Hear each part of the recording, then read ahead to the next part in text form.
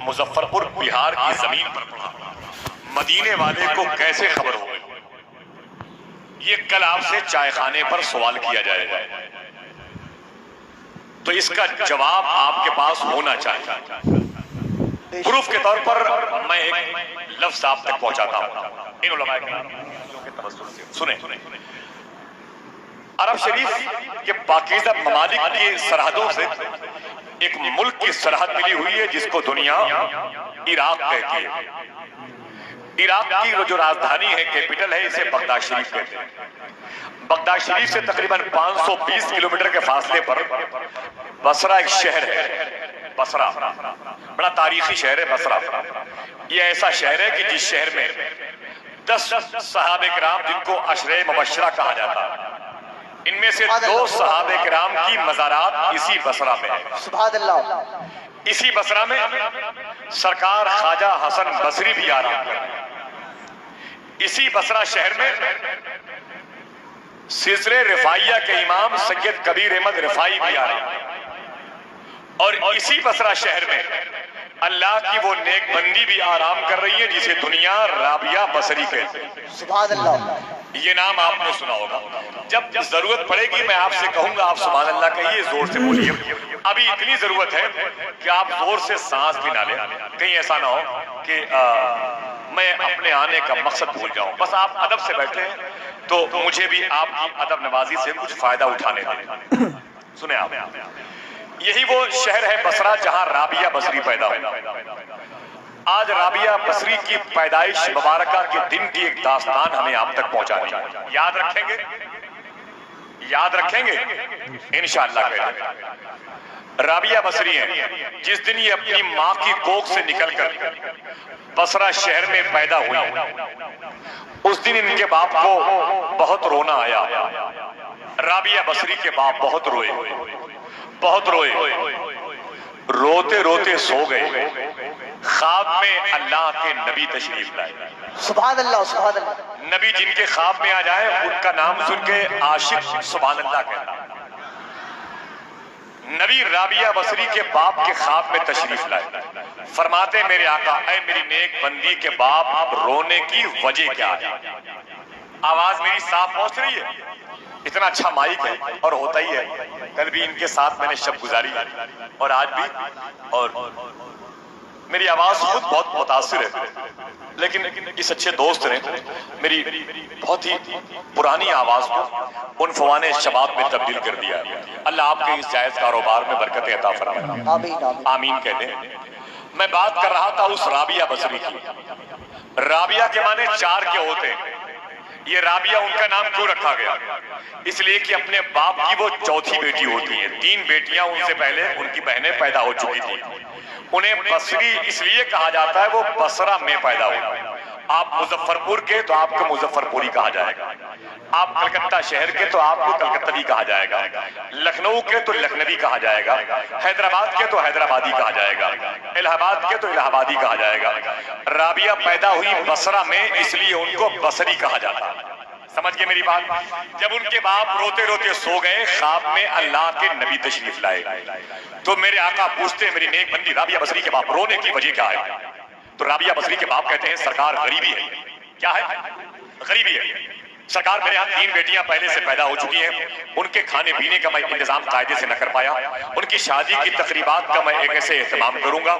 میں یہ سوچ رہا ہوں پھر یہ چوتھی بیٹی پیدا ہو گئی ہے، میں بہت پریشان ہوں، بہت مطمئن ہوں، بہت بے چین ہوں، میرے گھر کی مفلسی خوشحالی میں کیسے تبدیل ہوگی؟ میرے آقا فرماتے میری نیک بندی رابعہ کے باپ ایک کاغذ اور قلم لے کے آؤ۔ کیا فرمایا؟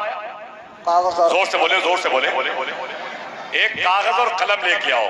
خواب ہی میں رابعہ بصری کے باپ کاغذ اور قلم لے کے آ گئے۔ میرے آقا فرماتے ہیں ایک خط لکھو، ایک خط لکھو۔ اچھا خط کس کو لکھنا ہے؟ بصرہ شہر کے سب سے بڑے آدمی کے نام، امیر بصرہ کے نام، والی بصرہ کے نام، حاکم بصرہ کے نام۔ میرے آقا فرماتے ہیں ہیڈنگ بناؤ، اوپر لکھو یہ خط امیر بصرہ کے نام، اس کے بعد جو جملہ میرے آقا نے لکھوایا تھا رابعہ بصری کے باپ سے، آپ کے دل کو چھو گیا تو دو چار لوگ تو ضرور دل سے سبحان اللہ کہیں۔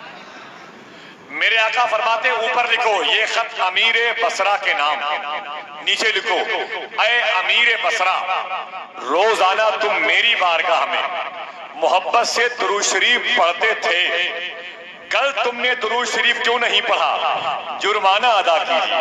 سبحان اللہ سبحان اللہ۔ باتیں سمجھ میں آ رہی ہیں؟ بہت بہت شکریہ آپ کا۔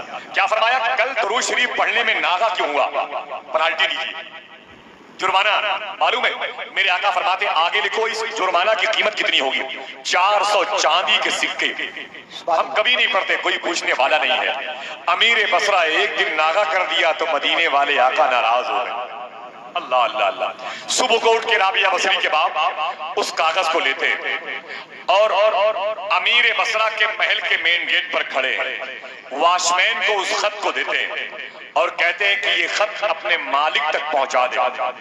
جیسے اس خط کو لے کے نوکر اندر انٹری کیا اور اپنے مالک یعنی امیر بصرہ کو اس خط کو دیا، امیر بصرہ نے اسے پڑھا اور اپنے نوکر اپنے خادم اپنے دربان سے کہا خبردار یہ خط جو لے کے آ رہا ہے اسے اندر مت آنے دینا، میں خود دروازے پہ جا کے اس کا استقبال کرنا چاہتا ہوں۔ سبحان اللہ سبحان اللہ۔ میں خود دروازے پہ جا کے اس کا ویلکم کرنا چاہتا ہوں۔ امیر بصرہ مین گیٹ پر آئے، رابعہ بصری کے باپ کے ہاتھ کو چوما، قدم کو چوما، آنکھوں کو چوما، اندر لے گئے، اپنی مین کرسی پہ بٹھایا اور ایک سوال کیا۔ اگر اجازت ہو تو سوال کیا تھا بتا دوں؟ اجازت ہے؟ بہت بہت شکریہ۔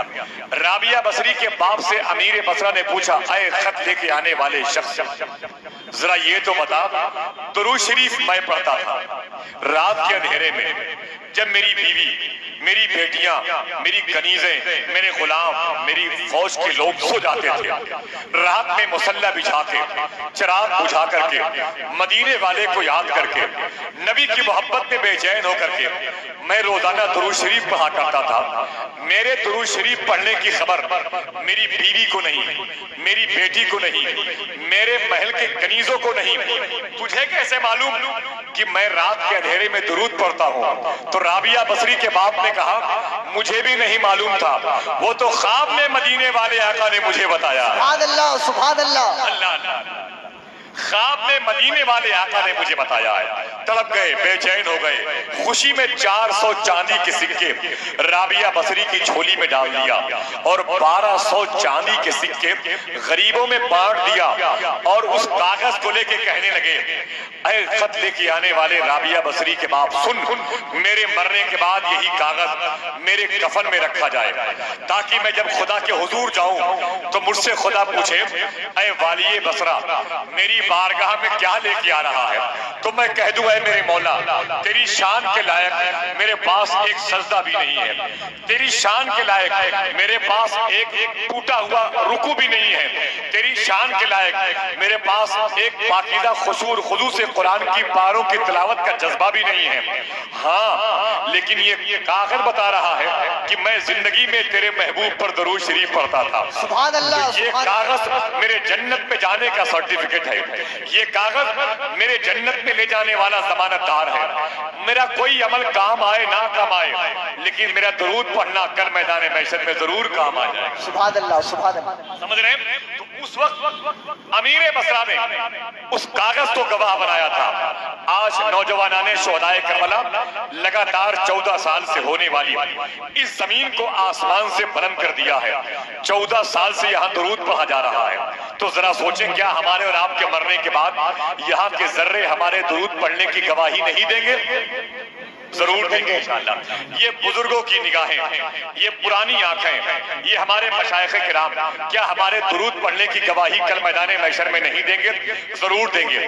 یہ جو نئی آوازیں ہیں 2 4 5 سال کی، ہم بڑھاپے کے دور میں داخل ہوں گے تو یہ جوان ہو جائیں گی، ان کے پاس نیکیاں کرنے کے چانس زیادہ ہیں۔ جب ان سے لوگ پوچھیں گے یہاں کی زمین میں اتنی برکت کیوں ہوتی ہے تو یہ بچے کہیں گے ہمارے سامنے 14 سال سے لگاتار درود پڑھا گیا۔ تو آپ درود پڑھ کر کے اس زمین کے اس کلائمیٹ کو گواہ بنا دیں، روشنی کو گواہ بنائیں، ان جھنڈوں کو گواہ بنائیں، شامیانے کے تارو پود کو گواہ بنائیں، علماء کرام کے پاکیزہ لباس کو گواہ بنائیں، اور آج کی محفل میں آنے والے فرشتوں کو گواہ بنائیں۔ بس یہی بتانے کے لیے میں نے آپ کا وقت غالباً ضائع کیا ہے۔ ذرا دائیں بائیں جہاں کہیں بھی لوگ بیٹھے ہیں، ایک مرتبہ اس یقین کے ساتھ کہ میرے اس عمل کو ناظم نہیں دیکھ سکتا، صدر جلسہ نہیں دیکھ سکتا، اور نقیب جلسہ نہیں دے سکتا، لیکن جس کی بارگاہ میں میں درود شریف پڑھ رہا ہوں وہ مجھے مدینہ شریف سے دیکھ رہے ہیں۔ اگر یقین غالب آ گیا تو درود شریف بھی اسی خشوع اور خضوع اور احترام کے ساتھ ہم پڑھنے کا شرف حاصل کر لیں گے۔ ذرا زور سے پڑھیں محبت کے ساتھ درود شریف۔ اللہم صلی علی سیدنا مولانا محمد بارک وسلم سیدنا و نبینا مولانا السلام علیکم یا رسول اللہ صلی اللہ تعالی علیہ وسلم۔ سلام علیکم یا رسول اللہ صلی اللہ تعالی علیہ وسلم۔